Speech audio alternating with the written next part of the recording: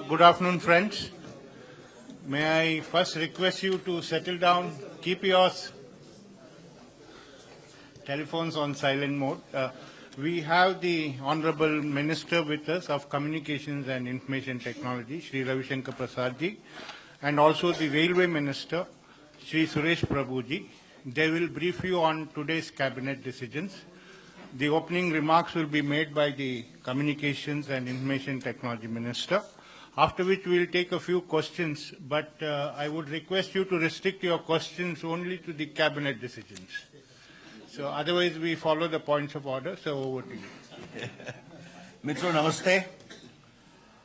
जैसा फ्रैंक ने बताया, कैबिनेट के कुछ महत्वपूर्ण निर्णयों की जानकारी मैं आपको दूंगा। और आज cabinet committee on economic affairs ने रेलवे के बारे में कई फैसले किए। तो रेल मंत्री माननीय सुरेश प्रभु जी उसके बारे में आपको विस्तार से बताएंगे। आज के कैबिनेट में सबसे पहले जो सार्क गेम्स हुए हैं अभी, उसमें जो भारत की टीम की अभूतपूर्व सफलता हुई है, उस पर प्रधानमंत्री ने कैबिनेट को ब्रीफ किया और पूरे कैबिनेट ने अभिनंदन किया भारत की टीम का। आपको जानकर खुशी होगी कि शिलोंग और गुवाहाटी में जो पूरे खेल ऑर्गेनाइज हुए, इसमें सारे सार्क कंट्री आए थे। And there was a unanimous view that this was the best ever organised SAARC games. और जहां तक परफॉर्मेंस का सवाल है, भारतवर्ष को 188 गोल्ड मिले, 90 सिल्वर और 30 ब्रॉन्ज। आपको हम डिटेल्स दे देंगे कॉपीज की। 308 भारत को मेडल्स मिले। The second was Sri Lanka, 25 gold, 63 silver, 98 bronze, 186। India 308, Sri Lanka 186। And the third was Pakistan, 12 gold, 37 silver, 57 bronze, total 106। बाकी अफगानिस्तान को 7 गोल्ड मिले, बांग्लादेश को 4 मिले, नेपाल को 3। अगला आयोजन नेपाल में होगा। But what is a matter of great assurance is that India has continued to maintain its lead as far as sports excellence is concerned in the SAARC countries. And you can see the difference of 188, 25 and 12। मित्रों, अब मैं cabinet के फैसले के बारे इसकी प्रति आप सबको दे देंगे। आज सबसे पहली बात जो कैबिनेट ने फैसला किया है, और ये बहुत ही ऐतिहासिक फैसला है, कि वर्ल्ड हेल्थ ऑर्गेनाइजेशन और जो अपनी आयुष मिनिस्ट्री है, इसमें कोलैबोरेशन के लिए फैसला हुआ है। And basically it is designed to give a fillip to the branding, to the international acceptability and awareness generation about Indian system of medicines। और इसमें स्पेशल फोकस है benchmark for training in yoga, benchmark for practice in Ayurveda, benchmark for practice in Unani medicine and benchmark for practice in panchakarma. तो भारतीय पद्धति के जो स्वास्थ्य लाभ के सारी ये औषधियां हैं, इनको अंतर्राष्ट्रीय स्तर पर इनकी गुणवत्ता, इनकी क्षमता, इनकी संभावनाओं के बारे में जानकारी और इंटरनेशनल बेंचमार्क के अनुसार इनको पुनर्स्थापित किया जाए, तो इस दिशा में ये बहुत ही महत्वपूर्ण कदम है। दूसरा फैसला जो आज कैबिनेट ने किया है, The cabinet today has approved the trade facilitation agreement। ये बहुत ही historic फैसला है। You may recall that the Bali agreement was there in the WTO, जहां एक आर्किटेक्चर बना था, and thereafter it was incumbent upon the member countries to formally approve it, and thereafter that was the request of the WTO General Council also। तो आज हमने approve किया है proposal for notification of commitment under the trade facilitation agreement of World Trade Organization and acceptance the instrument of acceptance of protocol to TFO। इससे ease of doing business में सुविधा आएगी। ये क्या ट्रेड फैसिलिटेशन एग्रीमेंट क्या क्या contain करता है? Movement of goods, release and clearance of goods and goods in transit. तो कस्टम अथॉरिटीज और ट्रेड फैसिलिटेशन के बीच में कोऑर्डिनेशन हो, क्विक डिस्पोजल हो, कन्वीनियंस हो, ये इसका पूरा सार है। तो ये एक बहुत महत्वपूर्ण फैसला हमने किया है और इसमें कोऑर्डिनेशन और प्रोविजन को इंप्लीमेंट करने के लिए एक national committee on trade facilitation बनाई जाएगी, जिसमें secretary department of revenue and secretary department of commerce दोनों को चेयर होंगे। Therefore, you can understand that our government gives so much of keen emphasis on trade facilitation as a result of our concern to further promote ease of doing business. मित्रों, एक तीसरा विषय important है जो मैं आपको बताना चाहूंगा कि आपको मालूम है कि बांग्लादेश और भारत के बीच में एक समझौता हुआ था, जिसमें 111 एन्क्लेव इधर आए, 51 उधर गए। तो उसके आधार पर वहां के लोगों ने जिन्होंने भारत की नागरिकता ली, उनके वोटिंग का क्या करना है, इसके लिए डिलिमिटेशन होना जरूरी था। तो बंगाल में डिलिमिटेशन हो चुका है, 2008 में कंप्लीट हो चुका है। और आप सभी बहुत वरिष्ठ पत्रकार हैं, आप जानते होंगे कि once the delimitation is complete, no one can touch it. It required a change in the law, both under the Delimitation Act and also Representation of People Act. तो उस कानून के बदलाव को आज कैबिनेट ने सहमति दे दी है, ताकि बांग्लादेश और भारत के बीच ऑनक्लेव के अदलाव बदलाव के कारण जो नागरिकों का आदान प्रदान हुआ है, उनके वोटिंग राइट और डेमोक्रेटिक राइट्स का सम्मान हो सके, इसके लिए fresh delimitation will be confined to that area. तो ये हमने एक निर्णय किया है। बाकी बहुत से हमने जो एग्रीमेंट थे करना है, ठीक है।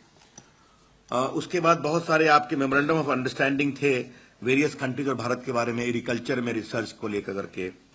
उसके बाद एमओयू था science and technology with Republic of Brazil, MOU था सिंगापुर के साथ on the issue of town planning.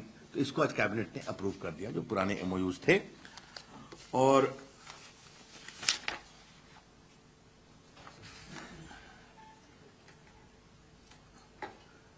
आज कैबिनेट ने, yes it's very important, has given in principle approval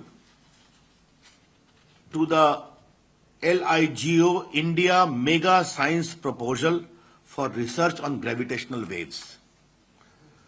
the proposal known as LIGO India project laser interferometer gravitational wave observatory in India is piloted by the Department of Atomic Energy and Science.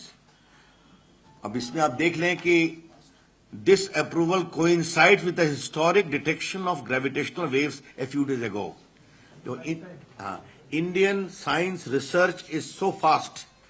तो आपने देखा cabinet ने फैसला किया है, हमने कहा आपको बता दूं, और इससे साइंटिस्ट को और इंजीनियर्स को ग्रेविटेशनल वेव में गहराई से जाकर ग्लोबल लीडरशिप लेने में सुविधा मिलेगी। ये हमारा एक बहुत ही महत्वपूर्ण फैसला है।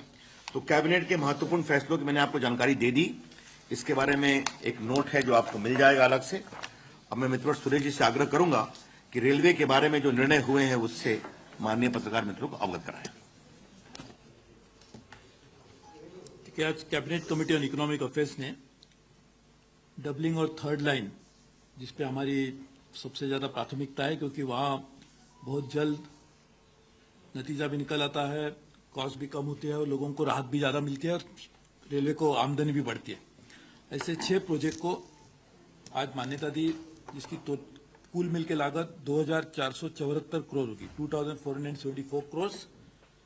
And this projects are in various states. One is in Hubli Chikjajur doubling project which is 190 kilometres, Wardha Sevagram to Balarsa third line project 132 kilometers, Ramna Singrauli project which is 162 kilometers, Rampur Dumra Tal Rajendra Paul 14 kilometers additional bridge and doubling project, third line between Anupur and Katni which is 165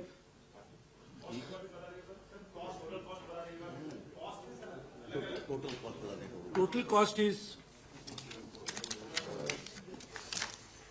9,474 crores. 9,474 crores. And actually, this is, but if you take the final together you can take it as the completion cost is 10,700 crores. 10,700 crores, the completion cost. No. And this is to be mainly to be financed from extra budgetary resources. So this is what we are going to do it. And these projects are largely in the coal area, so that this will also augment the resources of railways in terms of carrying more freight. Or this is what we approved today. Thank you, sir. We will take a few questions if you have any.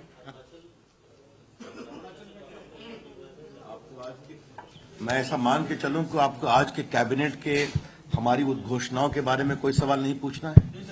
हाँ, तो ठीक है। Yeah, Faida will take that. Yeah, Madam. Can you explain again? Which one? The costs for the railway projects? I think We will give you a detailed brief. a detailed note has already come. It is 10,000 crore plus, Okay. which shall be met by extra budgetary resources. We have already So said. just explain on that bit, sir, extra budgetary resources, so how are we planning to do it? I mean, has the, I think we have got a very competent government and a very competent railway minister. We know how to raise extra budgetary resources. We Would you like to add got some? a line, institution line already sanctioned to us. We have to just. Last week you were in Tamil Nadu, you were given a lot of promises to the people of Tamil Nadu. Whatever the project pending, which is pending with the railway, will be given top priority. But nothing has found it now. Today you announced that 10,700 crores doubling project. How many projects are pending in Tamil Nadu? Why that projects are not given any? No, you just wait for the next, we just announced the cabinet decision, so you wait for the next budget. We already offered to the Chief Minister of Tamil Nadu that they should sign a joint venture with us. Tamil Nadu is one of the 17 states.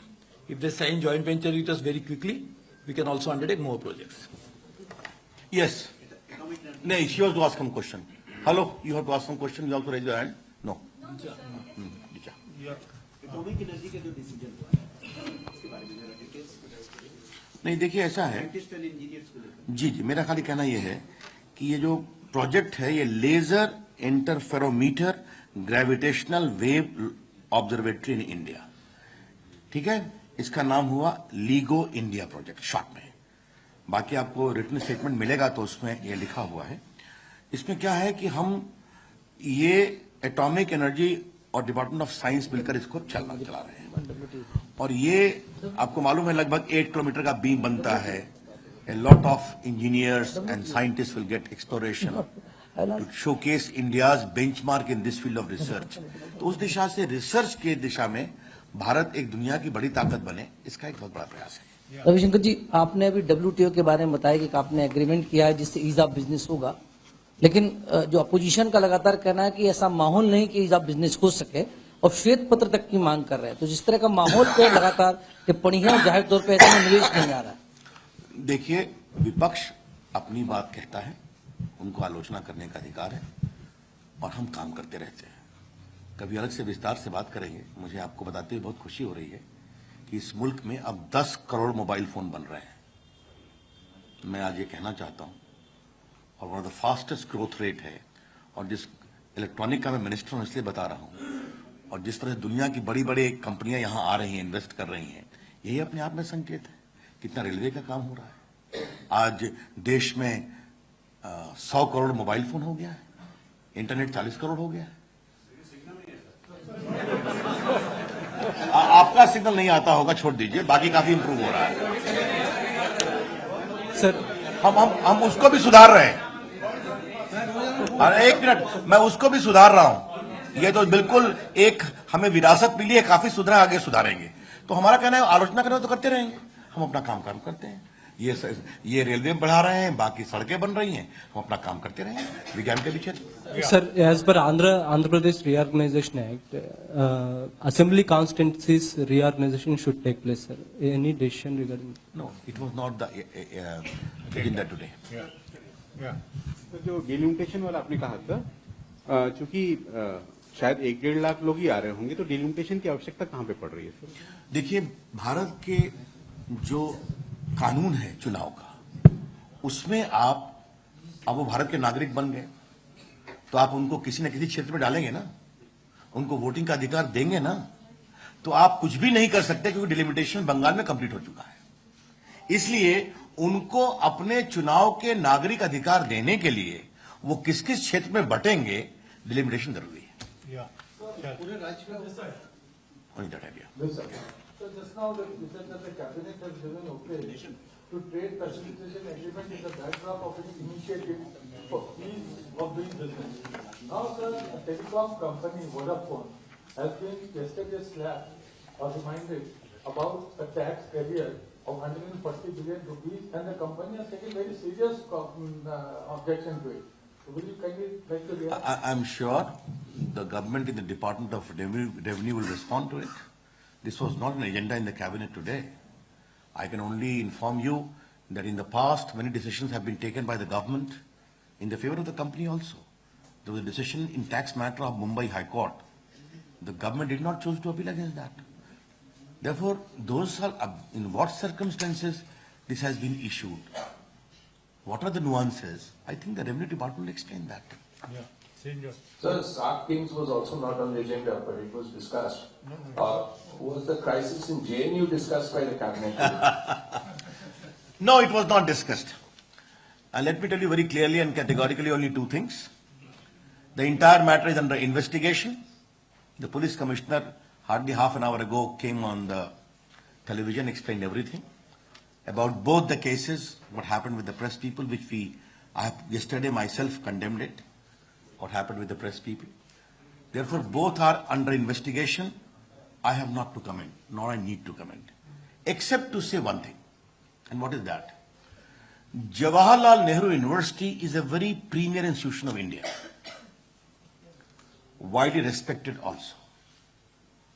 It has produced outstanding civil servants, great academicians, and also well-known public figures. Its faculty and students also excel well. We all think that there is also a very eloquent, powerful, and constructive alternative voice in the JNU. The country is equally eager to hear that voice.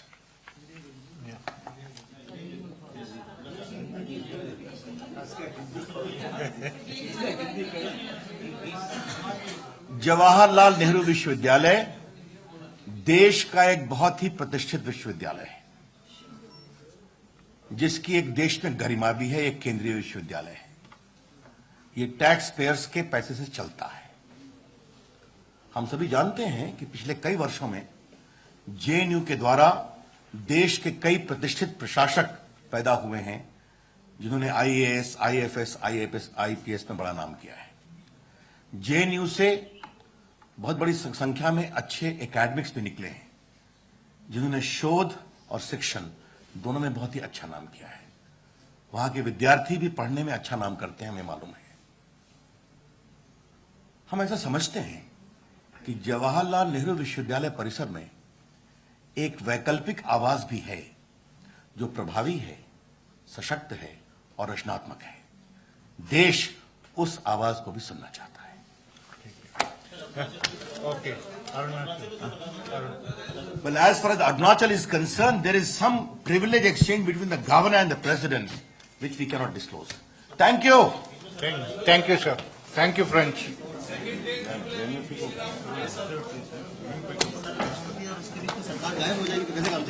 चलिए।